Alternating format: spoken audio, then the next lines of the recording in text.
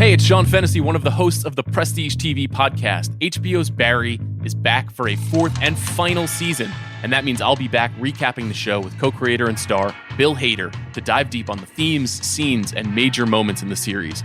Bill will provide insight into how every episode was made and why it's ending. New Prestige TV Barry recaps will go live every Sunday night when the episode ends, so make sure you're subscribed to the Prestige TV podcast wherever you get your podcasts.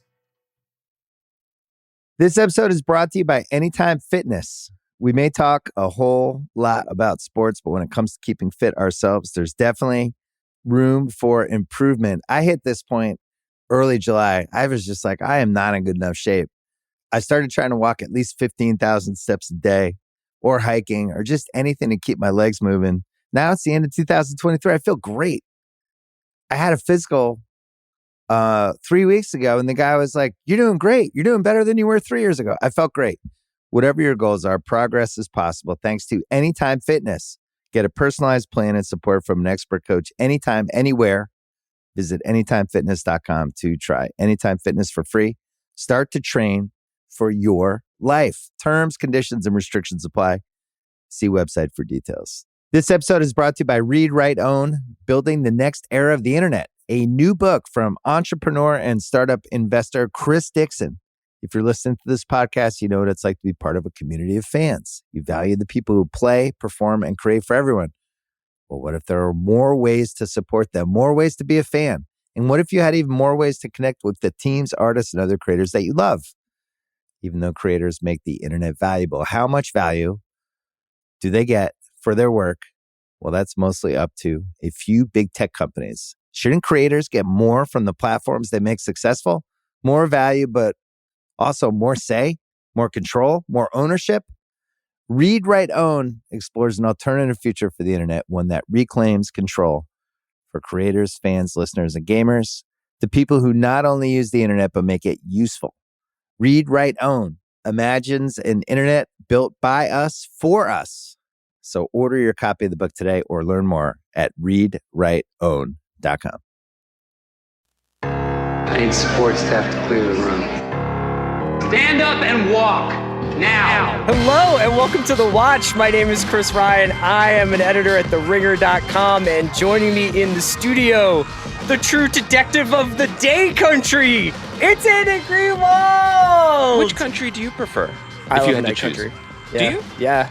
Are you a creature of the night country? Yeah, generally? whenever you're like, I need my vitamin D, I'm like, not me, bro. That was a good me imitation. That is literally how I feel on the inside. So I welcome that. Great to see you. We're recording this on a Wednesday. Joining us on the podcast today, I had Bridget Everett from Somebody Somewhere come by. She chatted with me for a little while about season 2, which is delightful. That show obviously holds a special place in our heart. Andy, it's coming back on the 23rd. I recommend everybody check it out. If you haven't, you can watch the first season in a weekend. It's a lovely, lovely, lovely show.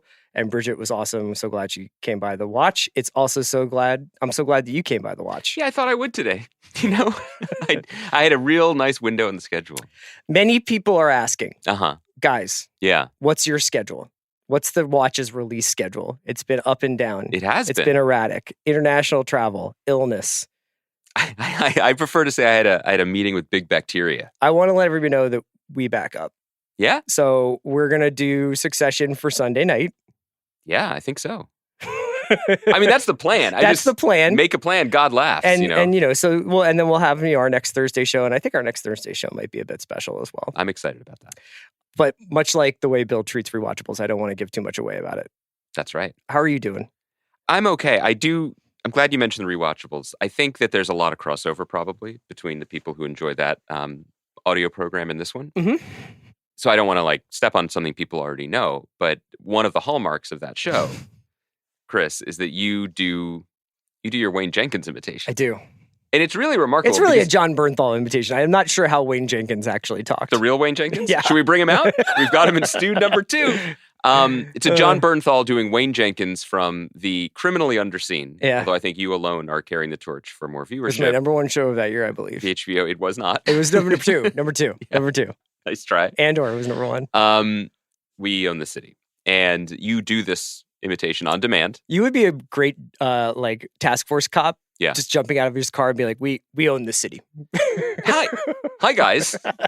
Some news. We own this city. Anyway, it's really remarkable, Chris. You do it on demand. You put yourself into these movies. And this week you did a really remarkable, I don't know how you do it. I don't know how they press the button and you just deliver. Yeah. You did Wayne Jenkins in Alien. And they made a video clip. Mm-hmm. And it was sent to Johnny Bernthal himself, who said it was pretty good, actually. Yeah. This was a great moment for me as your friend. It's all, I feel like I'm headed for retirement. With that bit? Yeah, no, not that bit personally, Oh, because like we all every, it's like I don't know how many more mountains I have to climb. After that. Yeah, we did the 3 Heat with Michael Mann. Yep. John Bernthal has recognized the Wayne Jenkins imitation. You pod with Tarantino on the regs. Yeah, I don't know where do I go from here. I mean, I think we could just sort of keep cranking this out. Yeah, so let's talk about HBO.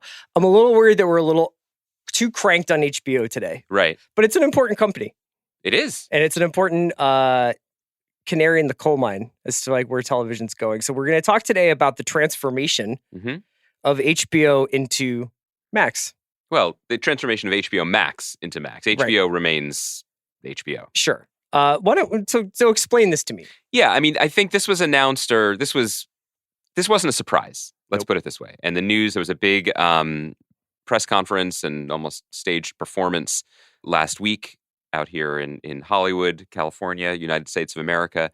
Basically, ever since the Warner Brothers Discovery merger happened, it felt like fait accompli that the two streaming services would merge, that Discovery Plus and HBO Max would become one, because otherwise what's the point of accruing all of those assets?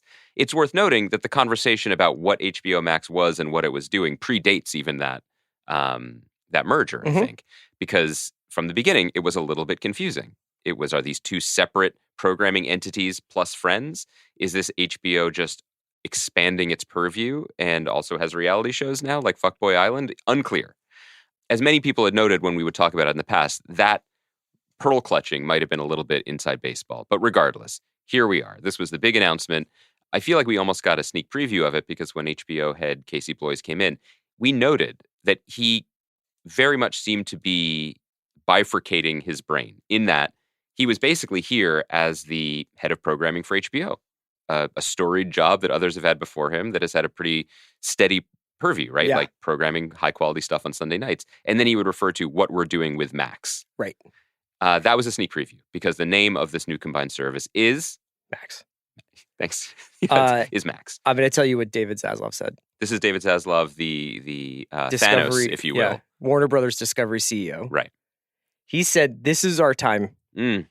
This is our chance. Yep. This is our rendezvous with destiny." Did he really say these things? Yeah, that last bit is a little close to John Malkovich and In the Line of Fire for I think most people's taste, but here's from the Deadline article summing all this up, so I'll just use this because it's a little bit more clear than anything I could say. Max will be the streaming destination for Max and HBO originals, Yep. Warner Brothers films, the DC universe, the wizarding world of Harold Potter, and kids content, along with programming across food, home, reality, lifestyle, and documentaries from leading brands including HGTV, Food Network, Discovery Channel, TLC, ID, and the big dogs at Magnolia. Yeah. And my guy Chip Gaines buying out the bar at Larry McMurtry's used bookstore. Yep. Read about that. And then they also went on and announced a absolute Buddy Ryan blitz of shows that are going to be coming in the next, I'd say, 12 to 18 months. Across all the services, but ultimately available on Max. And if you have HBO Max now, it will become Max in a short time. Yes. And there's a different tiered pricing plan, et cetera, et cetera. So I think we should talk about... I love getting different tiers in my pricing plans. Do you? Yeah. Do you ever... do you have variance in your tiering? I just went through this thing the other day because for some reason, I'm on a spaghetti Western kick. And a lot of spaghetti Westerns are available on Tubi. Okay. And then they are also available on the Screen Picks channel through Prime Video, which costs $2.99 a month. And Tubi has ads. So you're watching Tubi and you're just like, man, this spaghetti Western is cooking. I wonder what's going to happen with this revolution.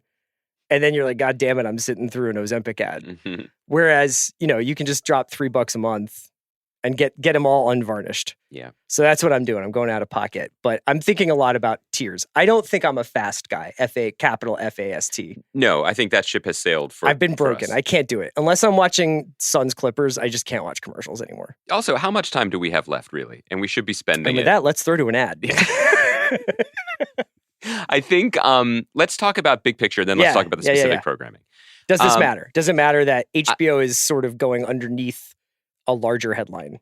I'm going to zag because I did notice I'm going to zazz. I think that there was some coverage or feedback or think pieces basically being like, oh my God, this brute in the China shop, Zaslav, doesn't understand the majesty of what he owns. And he's trying to the Fabergé egg that hide HBO inside this much larger monstrosity. And my response to that is, gentlemen, I disagree. Not to assume any knowledge of David Zaslav's thinking, because I personally would have championed Batgirl. I've always been a fan of that franchise and character. It's really more that I think this accomplishes two goals. One, it may have been pearl clutching, but I did think the HBO brand value was diminished by being out in front of HBO Max and people being like, Titans is an HBO show. I don't know how often that happened. I don't know if that mattered, but I do think this allows Casey to program HBO the way he clearly wants to, which is as if it's still a cable channel on Sunday nights. It isn't being diminished in terms of its budgets. It isn't being diminished in terms of I would suggest that given like the shows that we saw clips of, that if in anything, it seems like they have found a perfect harmony of like big blockbuster spending on like really, really cool, important stories. Yes, and I think that here's a question for you and for our listeners. What has narrow casting gotten anyone in the last 10 years? It simply isn't the way the business is going. And also it seems it isn't the business people want. Like to your point about tiered pricing, like I very happily subscribe to the Criterion channel. There are people who subscribe to Shudder and AMC and all these smaller things that do one thing well. But we're noticing even the limits of that even with Disney Plus, which is the most hyper-specific, I think, of any of these larger competitors. And yet, where's the growth? Where's the potential for growth? What are they going to do with Hulu? What are they going to do for adult subscribers? Like, we're starting to see even that company chafe against the limits of what seemed like a very, very intelligently curated. I think the sixth window should be a state prison. Don't you think? I think it should be Disney, Star Wars, Pixar, Marvel, Oz. Lombok. Right? Yeah. But all this is to say, we've been talking for weeks, if not months, about how everybody just wants to make TV 1997 again through science or magic. Casting a wide net is what Netflix has done. You know, you could argue critically whether that's worked, but I don't think you can argue in terms of numbers. They announced more growth today, small, modest growth, but they are still growing. Their stock price fell. I don't know, Ben Bernanke. That's not the bottom line for me. Okay. In my core constituency. I think that having a very generic name, remember when radio stations all became Jack? Yeah. I'm Jack and I play songs you like. Yeah. Like doing that with television, which is what Max is fine with me. First of all, make fun of the name. It's better than all the other names. Right. All the names are bad. So calling it Max. Are you a big fan of Peacock? No, yeah, exactly. Like where's your standing in this argument, sirs? Second, like that's just, it seems like a smarter play for long-term success to just almost take one step back from the hyper-specificity and be like, you're going to find a lot of stuff here and this is worth your $12 to $15 a month, because they're competing with Netflix, which is all of TV. And they're competing with Apple, which has all of the money, and Amazon, which has the rest of the money. So to be even remotely relevant, I think you have to try to make yourself as big as possible, which I tried to do with steroids last weekend. And I was told recently those are different kinds of steroids. So, did you see Barry Bonds at the Kings game, by the way? No. Yeah, he looked great. Did he take the half-court shot? No, he didn't. He took a half-court shot from Golden State and made it into... He looked great, though. Good for him. I was always a Bonds guy. No ill effects, huh? No. The body's fine. Resilient. I think it just regressed to like normal size neck. Yeah. I don't really know what's going to happen here. I like what you're saying about the idea that it's TV bozos, just put it all in one place where I can get to it and stop calling it, random different things and giving me 5 different doors that I have to have a key for to find the thing I want.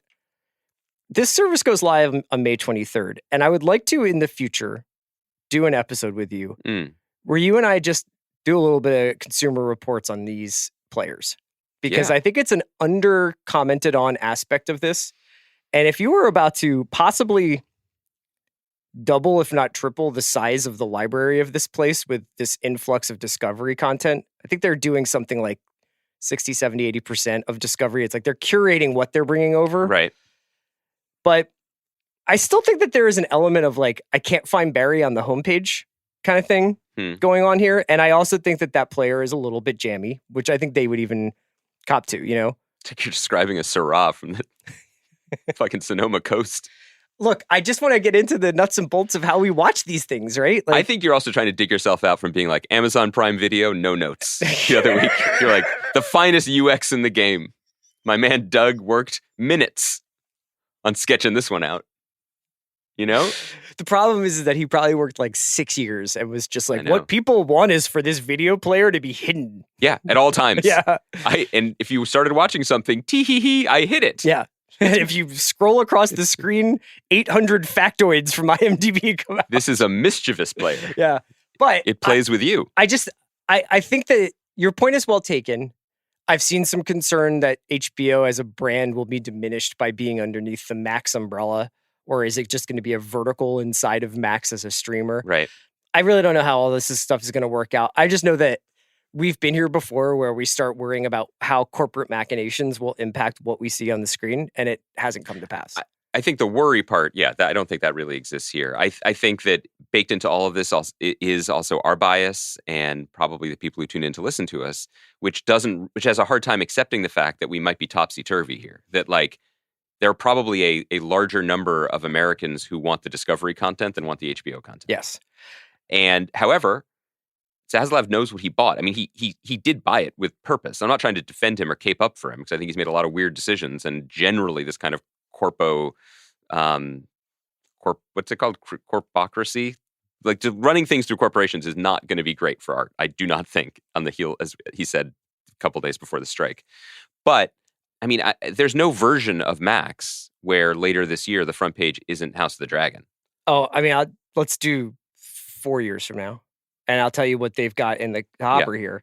So aside from the shows that we're obviously going to spend probably the majority of the next 12 months talking about in some ways, right? The Regime, which comes from Will Tracy and Stephen Frears, and it stars Kate Winslet as I think, kind of intentionally vague European monarch. She's the Queen of Sokovia, I believe. It kind of seems like that, but it's like in that sort of pan-British kind of like that's for Europe. You know, I did just rewatch Grand Budapest Hotel, which also had one of these fake countries where everyone just speaks English. Yeah. I feel like we should do a power rankings of fake Eastern European countries. Obviously, Sokovia would have been number one until the events, that we are until it was dropped from a great height. Never forget. But anyway, please continue.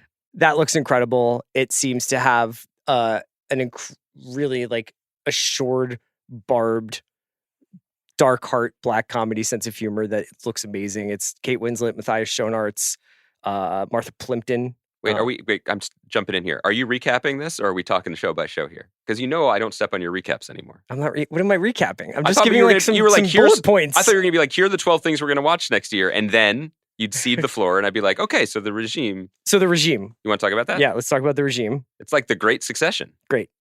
This is why you're the best. And I'm just a mule who drags this show up the mountain every day on his back. How many times do you think Kate is going to come on the podcast to talk about it? Let's not jinx it. What about Winslet Bernthal, group pod? I feel like they would get along. I do too. I really do. She should go in real ones on Bernthal's pod. I think that would be great. We've also got The Sympathizer, which is, if you had told me in 2008 or 2010 that Robert Downey Jr. was going to be playing 4 different parts, but not the lead in this adaptation of a beloved novel about the end of the Vietnam War and about the United States afterwards. And spycraft. And spycraft and everything. I mean, I can't tell you how excited I am for this. It's directed by Park Chan-wook. And it's director Park. Yeah. Back to TV. And Don McKellar worked on this. Like, I can't believe it. It's A24 and Downey produced it, but it looks astonishing. He did Little Drummer Girl too. Yes. You remember on TV. Also incredible. Do you have still, so I don't know if our listeners know this, that like during college you were famous for always picking up The Crying of Lot 49 by Thomas Pynchon and then putting it back down. I haven't read this. No. The reason I bring it up is for the last 5 or 6 years, The Sympathizer has been number one with a bullet on my, man, that's what I should read next list. Yes. So maybe we can remedy that by the time the show that would comes be out. fun. But I didn't know if you still maintained lists like that in your life. Sometimes I get pretty close to so there are some things where I'm like, I think I'd like, I know Mal played Last of Us before Last of Us Cup came on. And I know that there are some times where I'm like, I'm going to read this book before the show or the movie comes out to kind of get the full picture. But for this, I'll probably read it contemporaneously with the show or like after the show, just because like I'm so close to the show coming out now. This is the one that I'm most excited about. Although we're not that close. It said 2024. Oh, it did? Yeah. Okay, because there was a few that were getting kicked. The one that I'm most excited about probably is True Detective Night Country. Let's talk about it.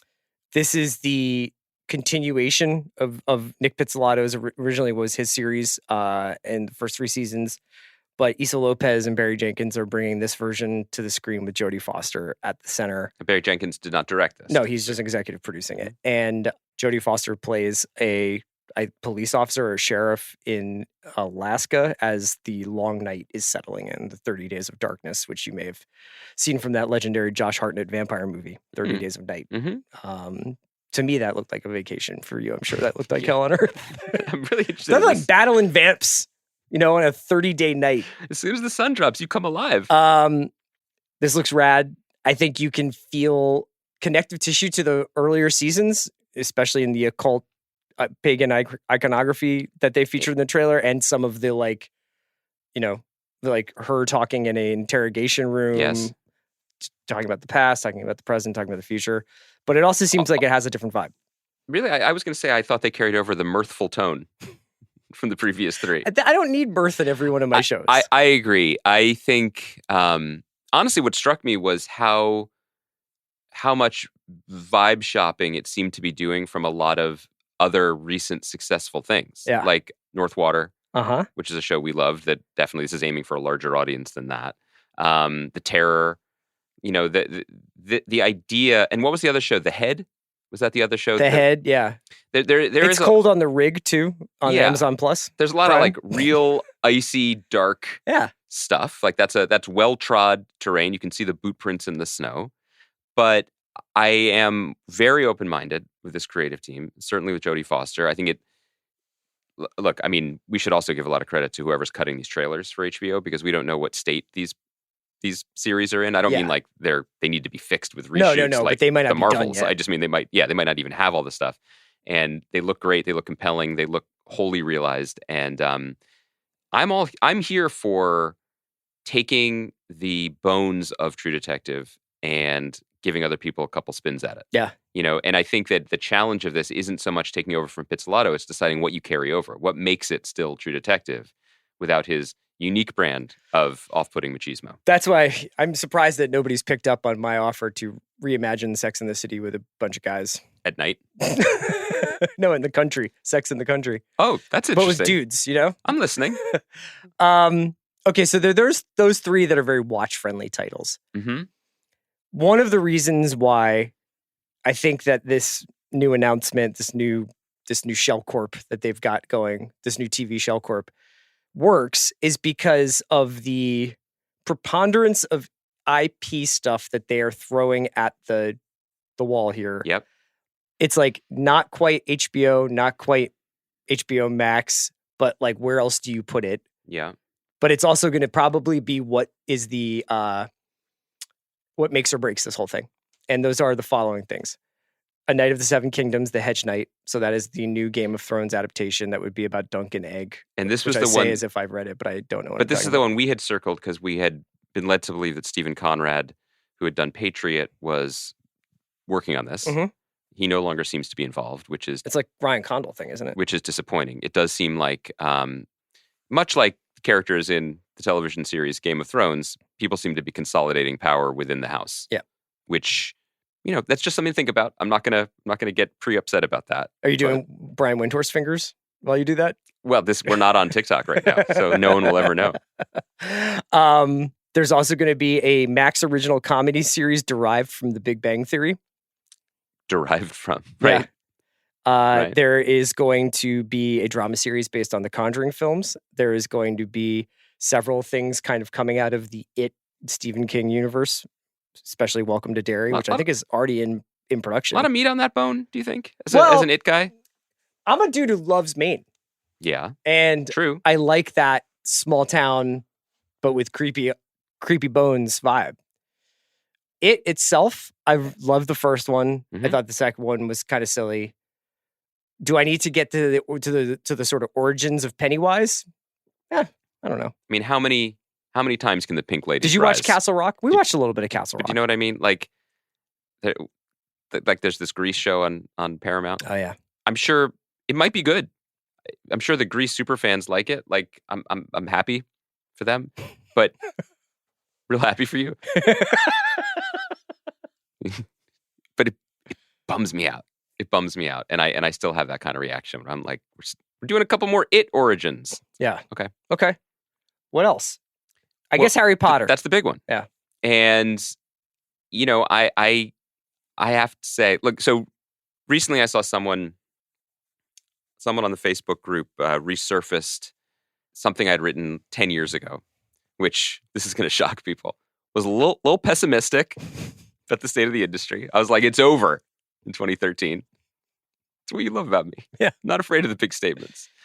I bring that up because I'm starting to feel, I do feel a little bit like that again. It's not just the industry pessimism. We'll have plenty of time to do that when. Do you feel like this is mostly because of the strike? When I'm half out of work for the next 3 months? Yeah. That is a real thing, and it's a huge bummer. But it's something that I just want to flag. I'm not going to overreact, but I think we are entering into a different stage, and it is no longer about fandom wins, about like servicing the fans and giving people what they think, giving fans what studio executives think fans want, whether it's the Snyder Cut or whether it's just 100 more Marvel TV shows or Lord of the Rings or more Game of Thrones that just sort of slavishly just copies what George R. R. Martin wrote and puts it on the screen. To me, it's a little bit more Last of Us, which was a good show that we enjoyed. Mm-hmm.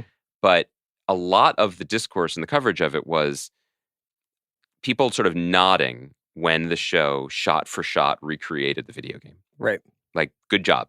Right. You have met my expectations by doing what I expected of you. And to me, that's what this Harry Potter thing is. Now, they have to develop something. It's one of the reasons Zaslav bought the company was the rights to do something with the Harry Potter universe. Secondly, Joanne Rowling controls all of it. Love her or hate her, tweet at her or don't, she is in charge of absolutely every part of this. And it's not like you can walk in and sell her on like a totally out there take on it. She's not going to do it. She is protecting the brand. She's raking in billions of dollars.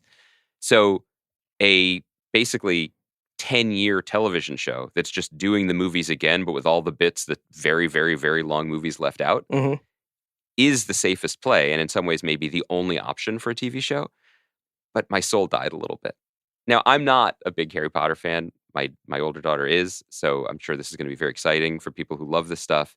I'm sure it's very complicated for people who love it too. Yeah, because a lot of people love it from the movies. Yeah. And they grew up with the movies. I think they have a complicated relationship with Rowling now. They do, which I don't want to speak on. That's that's for people who do have these relationships with her and with this property. But I have zero. Like I think I've seen like one of two movies and I've never read the books. I just feel like it's some real dark end of IP capitalism dead end shit because there's no writer. And what kind of you're going to get rich off this, I guess, but you're just going to be,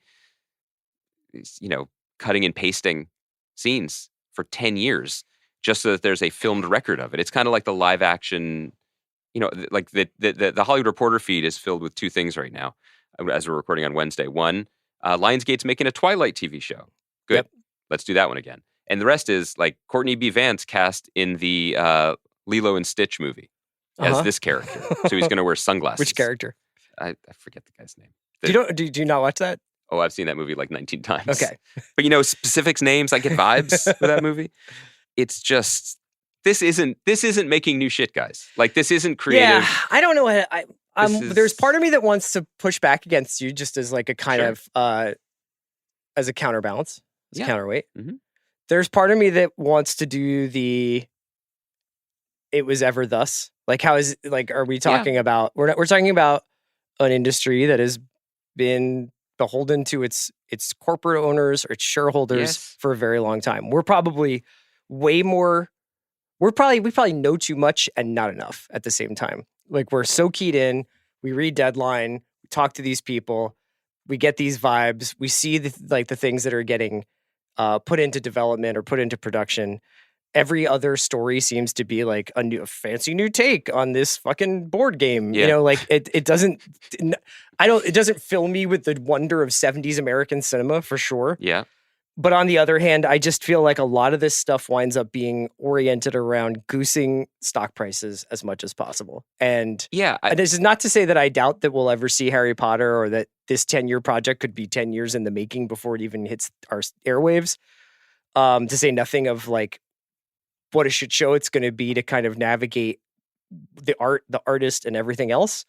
I just sometimes I wonder, like, I kind of felt this way about like the Kathy Kennedy stuff where she was like, there was never a Kevin Feige movie and like that was all a fake. And I'm like, just being gaslit. Well, so you guys are just making these announcements so that fucking Wall Street goes nuts for you for 5 days and keeps your head above water. And then that's right. When they're like, where's the Harry Potter decade-long series?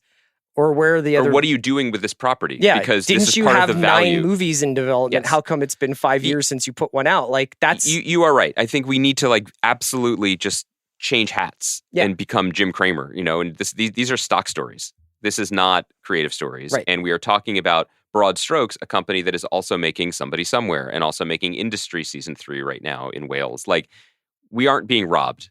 We have a lot, but there is a larger theme that. Yeah, it is. There's the shadow of the strike, which is making me a little bit dark, but we're just making people too comfortable. You know, it's just too easy and it's too comfortable, and everybody's kind of fallen in line with it. You know, I think just in terms of, this even gets bigger because we're still doing kind of a macro monocultural podcast at a moment when that might not even exist anymore. Yeah. We're reaching for those moments and we're reaching for that argument that there's something to counterbalance with. There's still good movies. There's still good TV shows. But we did a podcast 6 weeks ago about Succession coming back. Yeah. And you were like, this is it. This will be the last good time on TV. And now we just got 3 trailers for 3 shows on the same network that we're fucking like, I can't believe we're getting this. But none of them are ongoing series. The Succession thing was specifically that. Sure. And shout out to Mickey and Conrad. I did not mention Industry coming back. And again, I don't know if this is a sign of Warner Brother Discovery's highly evolved UX or not, but every time I turn on that service, it's just like people are watching Industry. And that just makes me feel good. Yeah. Maybe they are. I hope they are. There are good shows. Yes. But in terms of what's driving the cart of the business on every level, creatively, financially, what's taking up people's time, what the job of an executive or especially a development executive even is anymore. Mm-hmm. Is it? And I probably said these words 10 years ago on this podcast when I wrote that piece about it being the zombie age of TV, that like, oh, the job of a good TV executive, development executive is now just like gently carrying the fragile box of IP and trying to put it in hands to keep his or her job safe. Right. I probably said that 10 years ago. It's still the case. And that's a bummer.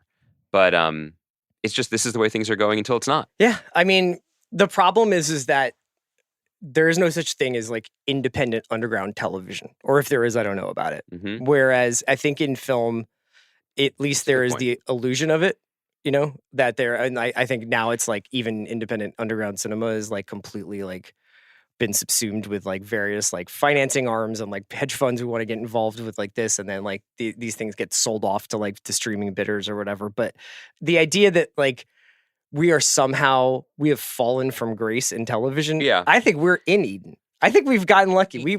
I would not have wanted to do this podcast with you at any other time in television history. Wow. I don't think so. Must-see TV would have been fun. But would it? Just a couple. Did you guys see like that fucking monkey on Friends? That's crazy. Just a couple 18-year-olds being like, Tarantino's directing ER. That's sick. No. Did you tape it last night? Nope. So no show today. Sorry, I had homework. No, I am of two minds. I agree with what you're saying, and I don't. I mean, I do think it is kind of my job to be negative sometimes, no, and I I naturally feel that way. I guess there's just a couple other things, which is to say, I think it's how it's organized. I think the dream of massive expansion and investment in television for me is Somebody Somewhere. That's not my favorite show of the year, but you should be able to use some of the largesse to make these things. Some things should get smaller. It doesn't all need to get bigger. And I'm still waiting to see what, if any, ripple effect The Bear has from last year. Because I just don't understand why all of these networks don't have like 3 or 4 swings. Maybe they do, and maybe they're just waiting till after the strike or whatever. But like, maybe they do, but I also think that like there are things that happen, and then because everything feels like it's all being broadcast on this like flattened, chaotic plane of existence where you have to like, there is no time when this thing is on. It doesn't feel like Swarm is being spotlit by Amazon, because it's not like they're putting it on Thursday night, or they're not putting it on Sunday night, or they don't seem to be. No, it's just there. But that show is fucking crazy that they made that. You know what I mean? Like, it's crazy that somebody somewhere is on the air. It is like a really exciting time. It's just that it also feels like that, and then it's like above it is 100 feet of shit. Yep. And I think the one thing that you're sort of like maybe reacting to, aside from the strike, is like there was a feeling that HBO, we're going to talk about another HBO show that is not your usual star-led drama in a few minutes, where you're just like, man, this is where the good stuff goes. Yes. Don't get Dr. Pimple Popper in my good stuff. And I don't think that that's going to really feel that way or be that way. I don't feel like, taking it all the way back to what you said, I don't have any even fake concern troll worry about HBO. It's more TV in general. Or within Max. Like, but the Harry Potter thing just bummed me out, because I want people to be, and it's the same tone of voice you hear now when I talk about Star Wars or anything, or Marvel. Like, I just want this stuff to be better. I want people to be pushing things. And it can be. We saw Andor. It can be. Yeah, and that's the most damning thing of all. You're right. It's not, because the lesson from Andor isn't, we like, Guardians of the Galaxy is fun. I think Guardians of the Galaxy 3 is going to be fun. Yeah. I'm excited to see it. But that's different. Andor was full stop good. And so this stuff can be good. And I wish they were trying harder. And that when you say from the beginning that we are going to be faithful to people's vision for something, that's just a recipe for trouble. I agree with you. Why don't we talk about some stuff that's on right now that's giving us joy? Yeah. How about that? Sure. We'll be putting this episode out on Thursday, so Top Chef will be going up the evening of our podcast. So we haven't seen the new Top Chef. Yes. We've watched the most recent one. Which was at Downton Abbey. We could just speak generally about it. I imagine that people are either watching Top Chef or they're not. So we can spoil it if you want. Do you think we should spoil it? Do you like Tom? Do I like him? Yeah. Like, personally? Yeah. Like, you asking? No, not like would you fucking hang out with Tom, but like, what do you... I find that this season is easily the most engaged and excited I've been about this show in a long time. Especially early in the season. Yes. And I think part of it is because so many different chefs from so many different backgrounds cooking it so many different ways at such a high level. Yes. That even when a guy like Tom kind of emerges as like a little bit of a heel, it's not like he can't cook. Yeah, and sometimes you forget that. Yeah. And then you see him doing all sometimes this wild... Tom forgets that because he's like, it's time to make tomato salad, Yes. But yeah, I mean, it's interesting. Well, first of all, the main thing is, God, these people know how to make this show. Mm-hmm. And you'd think that, I'm sure behind the scenes, and I feel like Gail alluded to this when we were talking, like, it's going to be a big undertaking for them to go out of the country for the first time, et cetera, et cetera. They just know how to do this so well, getting in incredibly high-level judges, for the most part, very interesting and compelling challenges, and then casting the shit out of it. And it's really interesting to see, without question, the highest level of cooking that the show has ever had throughout its run. Yeah. The finales tend to really focus up and tighten up, and then you have really great stuff. But everybody on this was a winner or a finalist. So it was really good from the beginning. And then seeing the ways that the nature of the game does win out, right? In that, like, even veterans can get in their own head. Yeah. Even people who can cook on a Michelin star level might not remember how to make a sandwich, or just lose gas at the wrong time. Yeah, like Begonia. Like I was riding for Begonia. I loved her, and her but cooking it all was fell totally apart. unique. She just like she fell down, like she mistimed her stuff. Like, yeah. I think largely it's just been an incredible season. It's been revitalizing season. I think the show can run for another 20 years after this, because the last few years have been so, like, we've been commending them for rolling with the punches and for adjusting and making do. This blows the whole thing out of the water. I think they've gotten back to a certain purity of purpose after reinventing the show itself. So I think that, like, what I mean by purity of purpose is like the the challenges, like you said, for the most part, I think are like cool, interesting tests of a chef's skills and ability to plan. Mm-hmm. They are not like, welcome to England. We're sponsored today by Chipotle, so you're going to make a burrito that can be shipped back to like Santa Clarita, California, and enjoyed by it all. Like, it's all like, let's do a spin on pub food. Let's do a spin on tea. Let's do a spin on this. Like, let's Picnic. Mm-hmm. talk about like where we are, but also feel free to like push and do different things with where we are. And I just think I find it so fascinating. I'm obviously like I love England, so it's really interesting to see them interact with the city, and with the country. But I think it's just been a top-notch season. I think there have been only a couple off-key things. Okay. I think the thing you were alluding to, which is, I guess they were doing like a 2-track Last Chance Kitchen. Like a couple weeks of it, someone gets to come back, and they'll run it again for a couple weeks, and someone will get to come back. And then they just did something for folks who don't remember that, where a regular episode of Top Chef ended, and rather than saying pack your knives and go to one of the chefs, Padma took the 2 bottom chefs, Tom and Sylvia, and had them then go to Last Chance Kitchen, so in a separate kind of episode. And then it was Last Chance Kitchen was actually, in fact, to get back on Top Chef immediately. And then the loser was going to Last Chance Kitchen. Yes, and they had also done the finale of the first round of Last Chance Kitchen was on the show. Yes, and and that finale was pretty infuriating because was that Dale? That was Dale Begonia? versus Begonia doing a pastry tower in like an hour for a tea service, which is just, that's kind of bullshit. Yeah, but Dale, I mean, I love Begonia, but she was like, I'm going to go galaxy brain on this. And Dale was like, I just got to make sure it's done. You're right about that. And maybe that ultimately was what the challenge is, but but up to that point, they're treating these people like the supposed geniuses they are. And she's just like, I'm not here to cook fucking eclairs. And I agree with that. And one of the things generally I like about the show is they don't do that to people. Sure. It's not gotcha.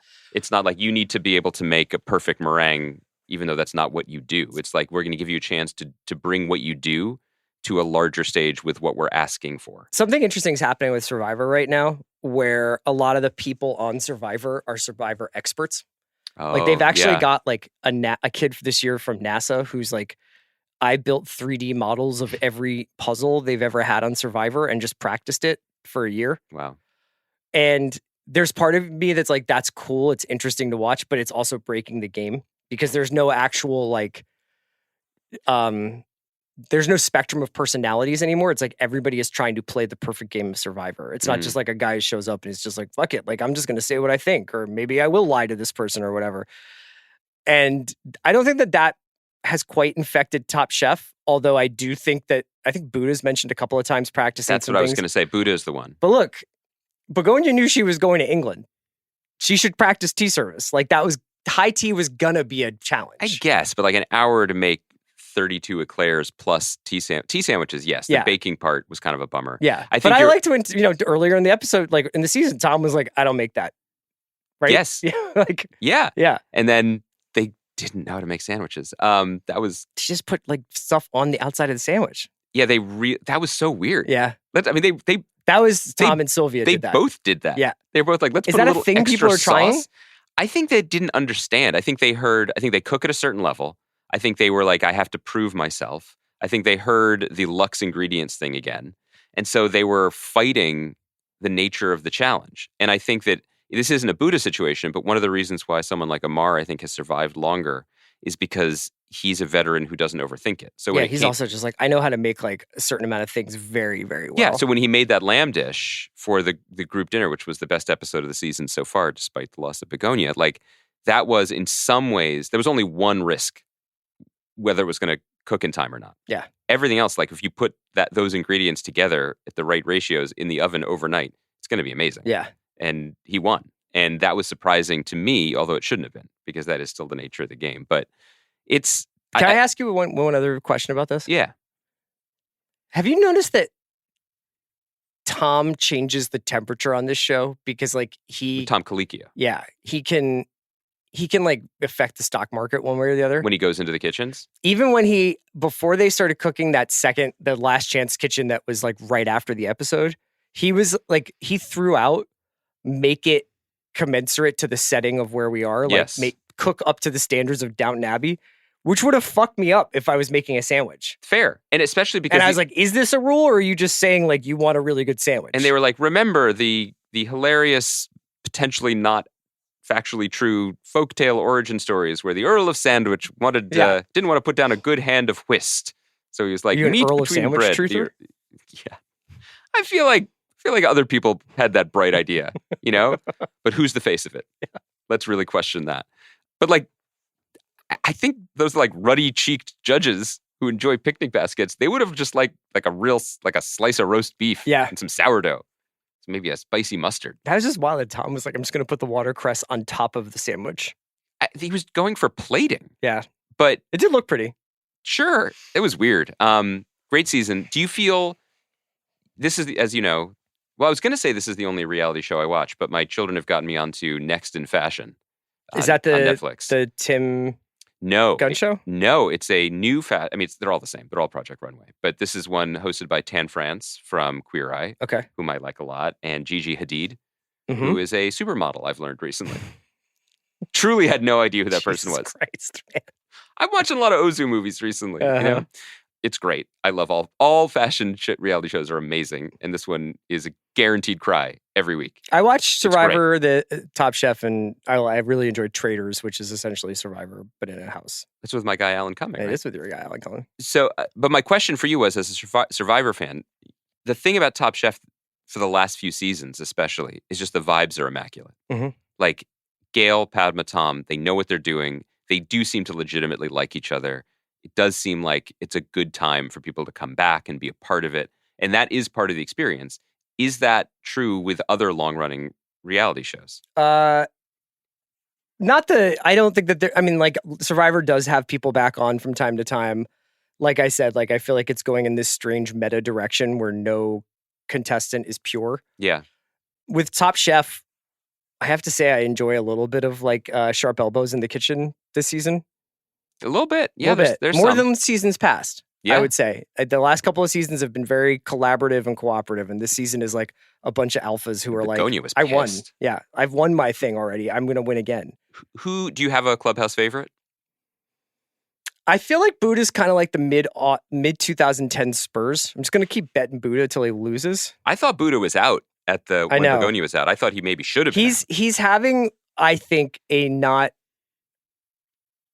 I think it's somewhat typical like mid-season swoon for the future champ, where they kind of like start to get a little bit touchy about the challenges, or like maybe like Buddha is always like, what the fuck are you talking about? This dish was perfect, and interesting. Yeah. But I think he'll recover.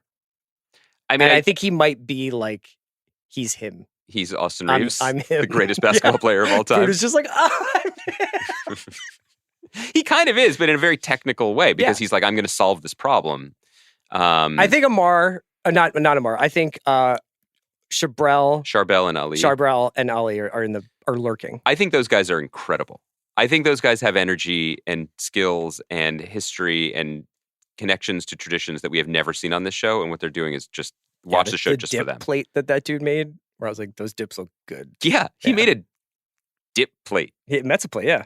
Those dudes are fascinating, and their energies are really good. Like obviously I'm all in on this show.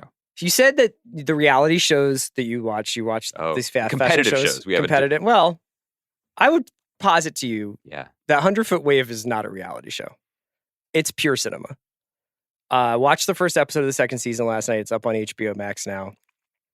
Episode's called Epsilon. Chris Smith is back directing with some core characters from the first season. For people who don't know, 100-Foot Wave is a docuseries about a set at the sort of the biggest wave point, one of the biggest wave sets in the world, in Nazaré, Portugal, which is in sort of like northwest Portugal, right? I love that you're like, hey, geography guy. I think it's definitely in Portugal.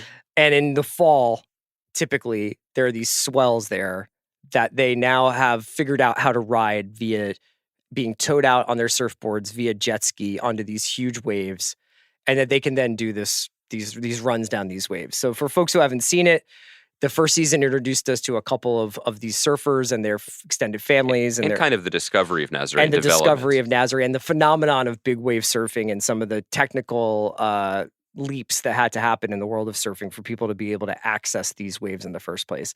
It's really cool.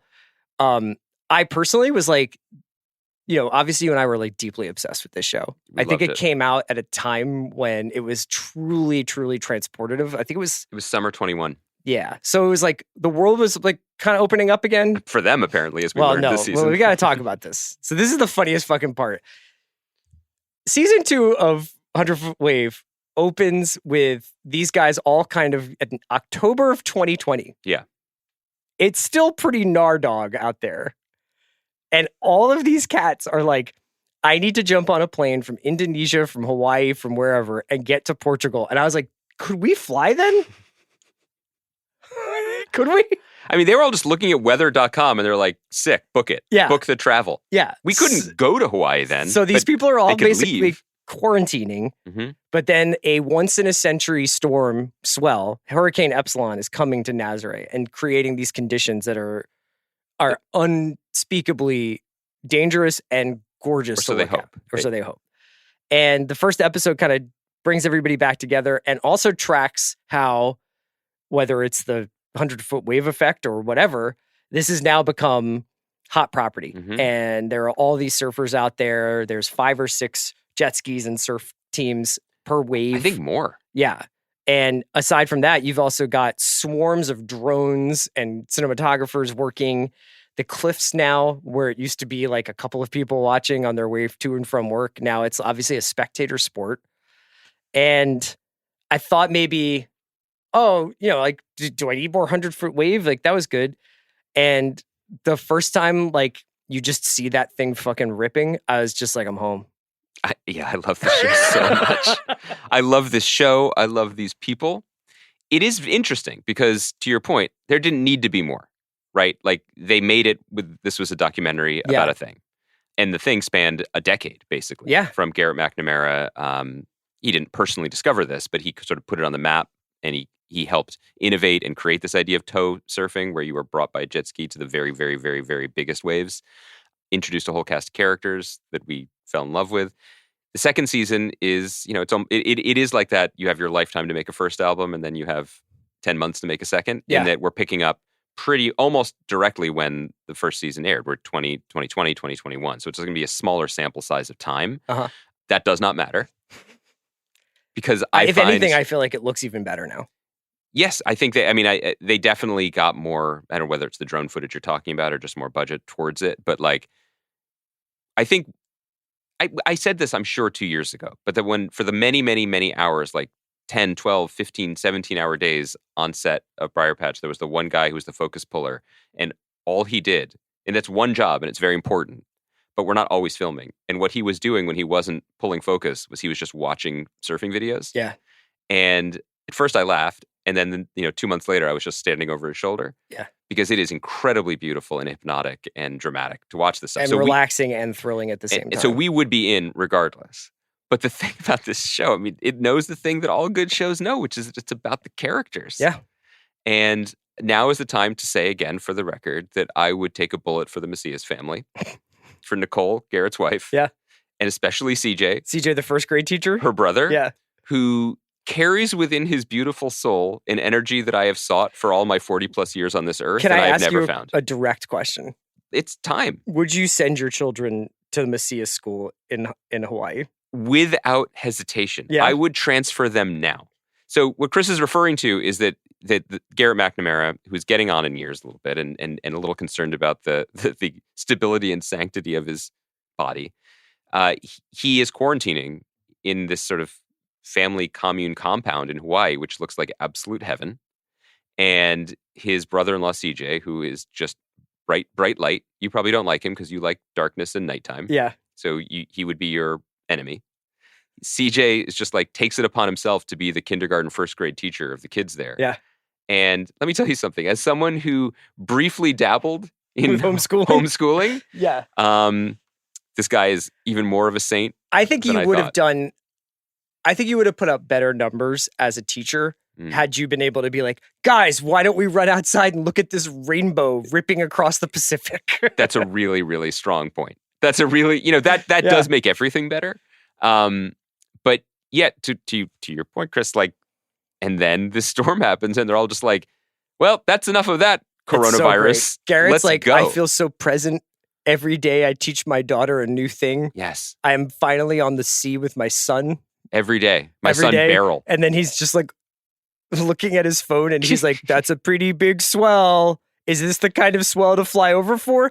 And you'd expect maybe like if it was a movie, it would be like, Nicole would be like, God damn it, Garrett. Yeah. You know, when are you going to love this family as much as you love the waves? And instead, she's just like, let's go.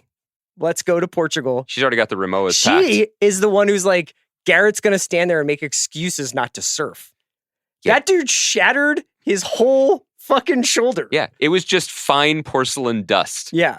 And, you know, and so he's spending this episode being like, I think I'm just going to tow Cody, who we adore. Yeah. I'm going to give him a chance to shine. I'm going to look out for my friends. I'm going to help Justine, who I also love. These wonderful, bright-hearted lunatics. And Nicole is up on the castle, just spewing aerosols, being like, what's wrong with my broken husband? It's unbelievable. It's unreal. I don't want to spoil this for anything. I mean, we've already spoiled it, I guess. But I want to say, plant my flag in the ground. Nothing in filmed entertainment will be as thrilling as the Kai Lenny scene in the first episode. Oh, dude. So if you haven't seen the show and you just want to enjoy this, please skip this part. But Kai Lenny, who is essentially like, I don't know, the Zion Williamson. He's also like, Siri, show me a surfer. It would be that. But he's also like, he's Steph. He's Steph. So where everybody else is like, I'm going down this 100-foot slope. I can't believe I lived. He's like, I'll go down a 70-foot slope, a wave, but I'm going to do fucking 360s and kickouts the entire way down.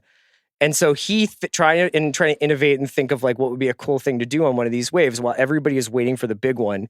He grabs one and he's essentially got a selfie stick with a GoPro on it. And he wants to show people what it's like to actually ride these waves. On this wave that he takes with the GoPro stick, he wipes out. And then he is stuck in the middle of the Atlantic Ocean as 100-foot waves crash down on him over and over and over again. And he talks about how he's feeling violated by the wave. What's happening underwater. Yeah. And he keeps filming. He's like, the only thing that kept me like sane while this was happening was this idea of what sick content this would be. But how about then he gets picked up by a dude who's not his driver and he's just like, thanks, bro. No, he's like, you saved my life. I just got pounded. Yeah, but he's also, but the vibes are not what mine would be, I would say. Like, I don't want to speak out of turn. I think you have a little Kai Lenny in you as a podcaster. Uh-huh. I think my podcast energy is more Justine's boyfriend. You know, like, oh, maybe one that's more petite, mon petit chou. Like, let's not put you on the big one. We have taken our relationship to its limits on the wave. On the 80 to 100 meter wave. Yeah. Poor Fred. They're just a great crew. They just seem to have a good time. You see they make little like homemade burritos to get through the day. Yeah, they all like, now everybody just sets up base camp there and just, dude, it looks like quite a life. I'm so glad it's back. We'll talk about it again. But that is, to bring it full circle, man. Like, Max is coming. I'm pro Max.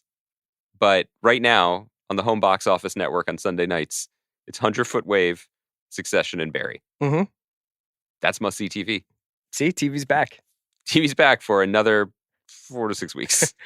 Andy, we're going to go to my interview with Bridget Everett. Everybody should be it. watching Somebody Somewhere. It comes back next week. 23rd? 23rd. It's a wonderful show. Check it out. Thanks to Kaya for producing. We will be back on Sunday night after Succession with our recap pod. This episode is brought to you by Mint Mobile. New Year's resolutions are fun the first couple of weeks. Then you kind of maybe conveniently forget about them halfway through January.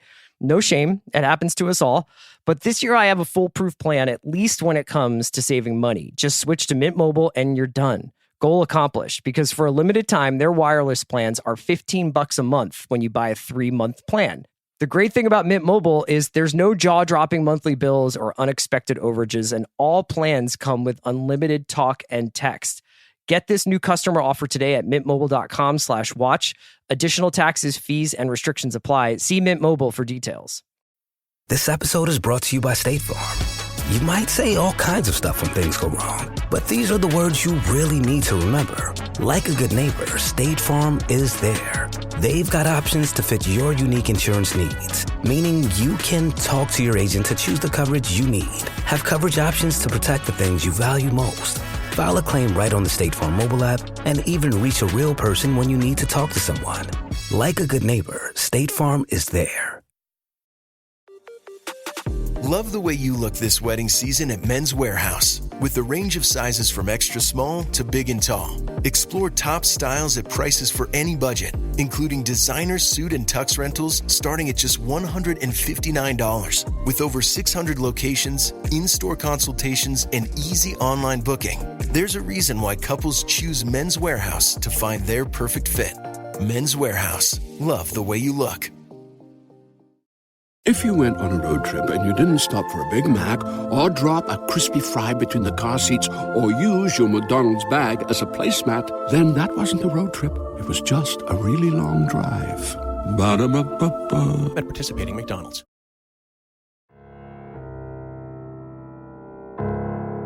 Bridget, thanks so much for doing the watch. Thanks for having me. Thanks here. for coming. I'm such a huge fan of this show, and I'm so glad it's back. Thank you. How are you feeling doing like the press run and stuff for the second season? Because this must be almost like an opportunity to hear from people, like what they thought of the first season. And do you find that people are interested in parts of the show that you were like, oh, I didn't pick that out, or I wouldn't have sort of noticed that about my own material? Yeah, I don't really think about things in intellectual terms. So when I talk to like smart people and they just, put the fancy words on top of it, I'm like, oh, wow.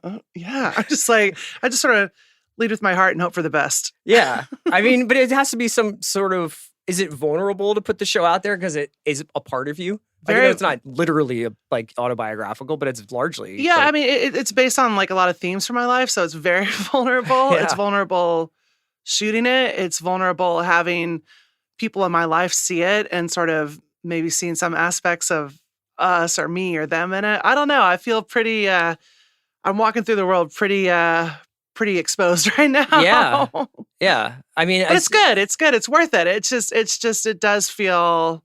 It feels like a lot. Well, I would imagine also that like the connection that people have to the show. I mean, this is even like for me and my wife, this happens like where we're watching it and, you feel like you recognize aspects of yourself in it or aspects of your family in it. I'm sure people come up to you and they're like, hey, I got to tell you about my dad. I got to tell you about my relationship to my sister because of like what I saw on the show. I mean, it's like a very personal thing for people, I would imagine. Yeah. And sometimes like, I'm a Midwesterner, so it's sort of hard to kind of take things in, accept a compliment, et cetera, and to like really to hear them and believe that they're seeing something in it in that way. Like, I'm glad people like the show and I'm glad that they're enjoying it.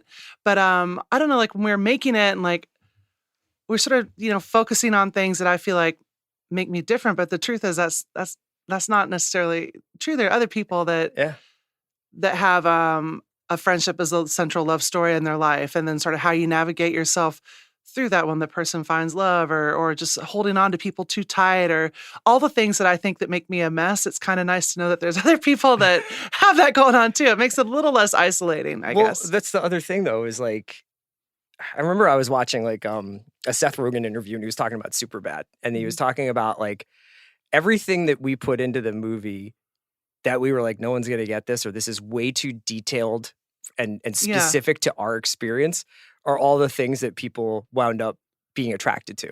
It's like the more specific and the more authentic an idea is, always better. It's always better. But I think, I learned that a lot of my stage show, which is kind of wild, off the rails, singing about various body parts and whatnot, and just kind of being on stage in a very big way, taking up a lot of space. Yeah. But this feels a lot more intimate and also so personal. But I do agree with that. I think you always have to be very specific. And like the problem was when we were, not the problem, but when we were doing this, HBO and Carolyn Strauss, and we're always encouraging us to be, more you, be more specific, do, and I was like, well, this just doesn't feel like a cool show. Right. It doesn't feel like, there's so many shows that have such a slick, cool vibe. And this is just not that, and trying to trust that. But the best way to do it is just sort of stay true to yourself, stay true to your heart, and exactly like like the wise Seth Rogen once said, be specific as possible. There's a version of this show too where I guess that it could have been like a network sitcom about a woman going home, and kind of like there's some workplace comedy and there's some family comedy and stuff like that. Had you ever thought about or been approached to do something that felt like, not like a more mainstream or commercial version of this, but like a little bit more of a sanded down version of this story before, or your story? You'll never believe this, but I've been just like one of the first times I've ever been approached for a show in my life. Like I was, so you're one for one. That's yeah, great. 1 for 1. I mean, I did a pilot for Amazon that didn't end up going, but this is like kind of it. And like, to HBO's credit and to our other producers, like they wanted me, but we couldn't really figure out, like, if you see my stage show, it's pretty wild, like how to sort of to lasso that and put it into like this kind of medium it's not like as simple as you might think. Yeah. But Casey and Amy gave me a holding deal, and so there was time to kind of think about it and really find the right people to work with. And Carolyn suggested Carolyn Strauss, who's my hero basically. I mean, she is a legend. She's she's done Last of Us, Game of Thrones, and a couple other Sopranos. I don't know. You just keep listening off. Carolyn Strauss was in the room. But what was my point? What was the thing? I'm coming down from whether or not there was ever like another version of this show that wasn't there wasn't, Paul and Hannah pitched a world, and like it was very counterintuitive in a way that was sort of like polar opposite of like my live show. Just like the, but it appealed to like the Midwestern in me. To my sister had passed away, the love of music. Murray Hill is Frederick Coco, who's one of my best friends, showbiz buddy, and it felt like these were all elements, like things that I could like hold on to. And then as we did the pilot, and it was great. And then, Amy Gravitt at HBO was like, we want, more family. I love the sister stuff. Like, let's, I feel like HBO and the people working around me, like see the valuable parts of me and are smart about bringing them out and leaning into them. And I like that the show is quiet.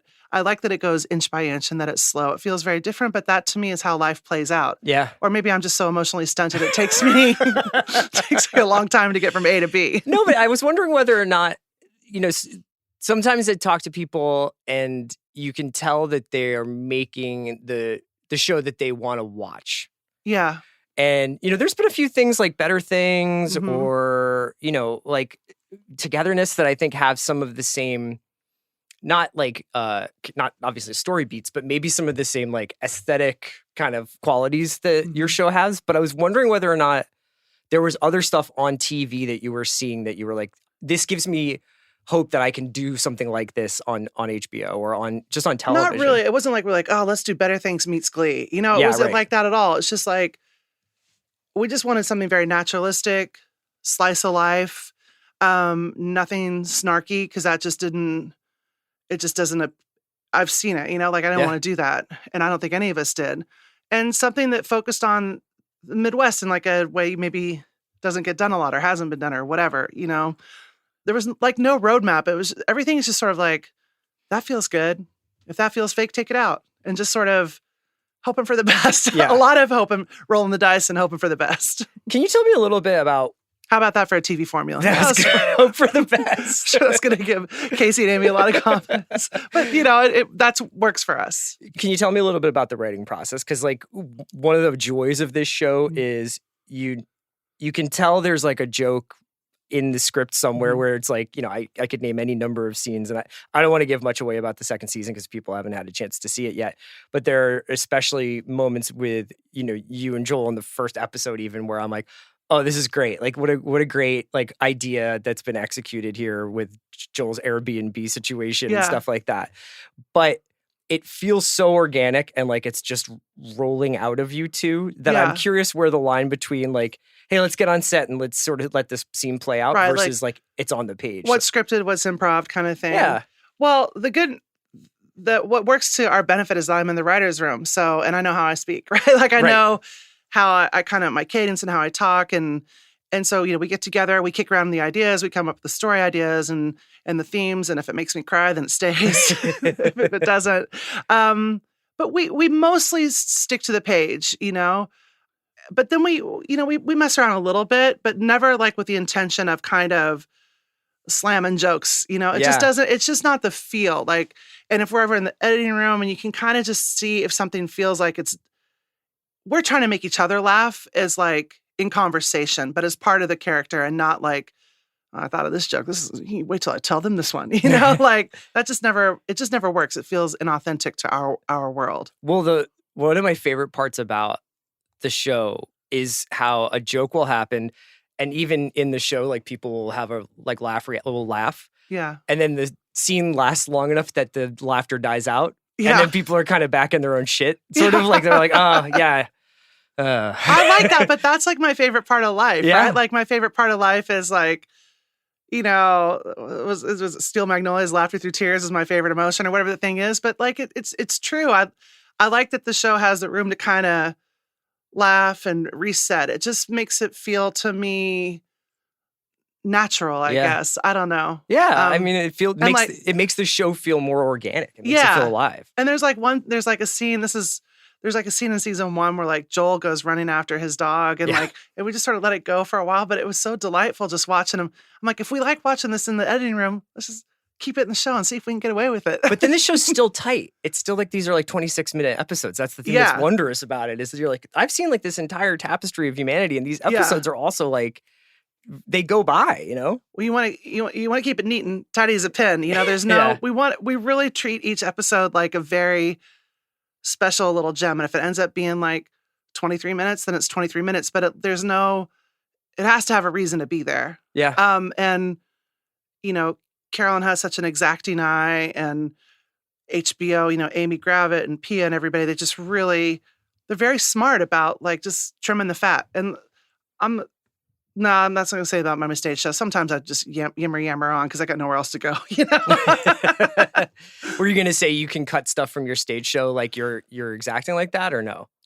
I want to think I am, but that's just not true. I want to be precise. It's just not true. I want to ask a little bit about this idea of Manhattan that you've got in the show, because I know obviously it's not all shot in Manhattan, and it's the B-roll stuff and exteriors, but I've never been. I was conversant in Bill Snyder's Kansas State football team. That's about the extent of it. How different is the Somebody Somewhere Manhattan to the real Manhattan? That's such a good question. But when I go back, and I've been back a lot recently for various reasons, people are like, we really feel like you nailed it. And I'm like, really? But I really try to be, include as many local businesses, but also it's like the flavor. It's like the way people talk, how people would react. It's like, I live in New York, so there's a lot of people that have spent some time with mental health care professionals. Yes. And I'm not saying that people in the Midwest haven't, but the people in my life are a little more, they haven't really done that as much. DIY when it comes to that so stuff. It's just the way that you kind of react to things and the way you deal with things is a little bit different. And it's just like, it's just as important as the actual words that come out of the mouth, like that sort of language of the feel of the place. And I did this thing, not to brag, but my hometown did a Bridget Everett Day. And it was really cool. I got to go home. I was like, this is going to be so weird. But I went to like City Park, and they had like, step and repeat. And like all these people from the community came out, and some of my old teachers, my old voice teacher was there. When I pulled up, I started crying right away. Oh, it was very overwhelming, but the response was like overwhelmingly positive. Like, thank you for getting us right. Yeah. And I look at everything because I want it to feel, if it doesn't feel like Kansas, it goes. We all want everything to feel as authentic as possible. And of course, we probably mess up here and there, but really, and Paul and Hannah are both Midwestern, so they have that vibe, and it's just a slightly different feel. Now, do you mostly cast the show with Chicago performers? For like all the parts outside? Yeah. I mean, they're such a great resource. That's part of the reason we wanted to shoot there. Yeah. Because you have that wealth of great Chicago Second City actors, and we've had some wonderful people. And then, even Mike Haggerty, who was cast out of LA, but he's Chicago, so he's got that feel, you know? So we're really fortunate that way. And then we also have, the season 1 and season 2 were both sort of shot in a window when the Dick Wolf shows had a break. So we get the great crew, they're tight. Because we work very quickly. We shoot sometimes quicker than Chicago PD, or? Oh, yeah, definitely. I mean, we sometimes we're shooting like from like 4 or 5 different episodes in one day, and you're doing like 8 or 10 scenes. It goes pretty quickly. Just because you're doing like different block, like shooting for locations. Yeah, and there's stuff? like block shooting, location, budget. Yeah. It's sort of every reason under the sun. They run a tight ship. Is this a show that, because I've seen in a few interviews you reference being in the editing room, is this a show that you think you discover more in post, or that it's pretty much by the time you're cutting it, it's like, that was what, like, is it something where you're let's find this rhythm differently in editing? I think it's so much about post. Yeah. And I thought I was going to hate it because I hate watching myself, but I love it. I love Really? and we have such great editors, and especially second season, they really sort of get our pace. But like, it's frame by frame. It's really thinking about things and not being indulgent, but letting a scene play out. And I think it's really fascinating. It's one of the highlights of this for me, because I was a singer and I write my own shows and songs and things with my band and whatnot. But the education that I've gotten on the show, film school with like some of the best people, it's like, that's just as valuable as doing the actual show itself. You mentioned New York. It's funny. It's like I've been spending a lot of time in my hometown, which is Philly, but like I've been going back and forth a lot more. And it's really interesting to go back and spend more time there and see it through like older eyes. Yeah, a different way. Yeah. Mm-hmm. Do you think, this is sort of a strange question, but do you think you could have made this show if you hadn't left, essentially? Like, never. Yeah. Like, is it something about the distance from home that makes it clearer to you? And also like even after the pilot, like having gone back and spent a little time there, like when I left Manhattan, Kansas, I couldn't get away fast enough. I was like, get me out of here. Which, I think a lot of people feel that about their hometown. Yeah, and there was a time in my life where I didn't go home for about 5 years. I just didn't, it wasn't any other reason. I just didn't feel like doing it. I just didn't feel like it. But now, I'm older, whatever. I always thought Kansas was beautiful, but I find it to be especially beautiful now, like especially taking the time to sit down and do B-roll and all that business. But what's also really cool about it is my oldest brother, Brad, still lives there. My best friend that I've known since we both came home from the hospital, she still lives there. And it's the way that they integrate and act with the community around them that is, after living in New York and hustling and thinking about just myself for a long time, my brother's whole thing is like family first. I'm like, oh, whatever. But I was like, well, it's actually pretty nice. And if I ever need anything, he's the boots on the ground out there helping me. Stephanie, my friend, is out there helping me. They're always doing things for their neighbor. They're doing things for other people. And I just find that really beautiful. Yeah. And especially after a long time in New York. Especially after a long time in New York. And my friends there are wonderful. They're my family, but it's a different kind of thing. It's just a different mindset. When did you move to New York? Oh God, I have no idea. It must have been 97 or something 97? Like that. Yeah. I've been there a long time. In 2000. Yeah. So I was there for 10 years. And it's just like, it's the best place in the world, but it's also, it doesn't make you, it's not like a finishing school for anywhere else. It's like, it kind of destroys your ability to live anywhere else. Yeah, it does. I mean, the food, the people, the shows. I mean, if I didn't move to New York, I never would have been able to do the show. I met I met Sweetie, who was a very influential drag queen. I met Murray Hill. I met, I went to Kiki and Herb shows. I went to all these like wildly alive downtown shows. Yeah. And I had no idea that world existed.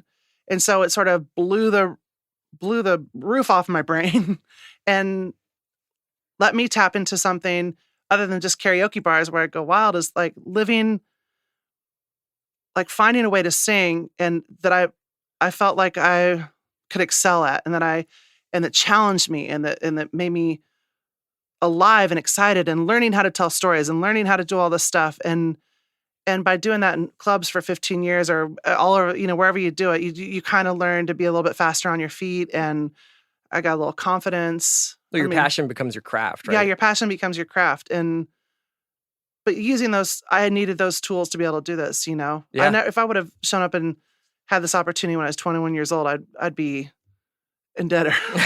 I'd be in debt. I'm in prison or dead in prison. I don't know. I don't know. Things took the time they took for me, and I've I think I figured it out. Do you feel like this is actually just pure personal curiosity. Do you feel like 21-year-old you or however old you were when you moved to New York, if you moved to New York in 2023, is there still like is it economically viable to go and just be like, I'm going to wait tables and be an artist? And like, No. Yeah. No. Do you think everybody says that 20 years after they've because I agree with you. And I lived in New York and was like, I just worked at a record store and went to shows all the time. And but I don't know how I would do that now. I don't know how I did it. You know, as I lived with Mary Catherine, who plays Trisha, for years, and you know, I'd borrow money from her. She'd pay my rent. She'd be on Broadway, and I don't know how I did it. Where did you guys live? We lived on the Upper West Side. Okay. Then we lived together for almost 10 years. And now we're on in a ground level apartment with I'd like to say no rodents, but we got our fair share. Yeah. Cockroaches. We live next to a pizza place. I mean, it was a mess. That's rough. But, you know. Well, they got a rat czar in New York now, so they're going to take care of it. Did you see that lady got hired? See. Yeah, I saw that. I was like, what a job. How do you throw your hat in the ring for that? But good for her. I can't wait. Well, thank you so much for coming by. I love the we second did it? season. Yeah, we're all good. Yeah. Well, this is great, you know. Yeah. Unless you got any questions or you got anything. Watch Somebody Somewhere, you know. Yeah. You're going to like it. God bless HBO. Thank you so much for Thank coming. you.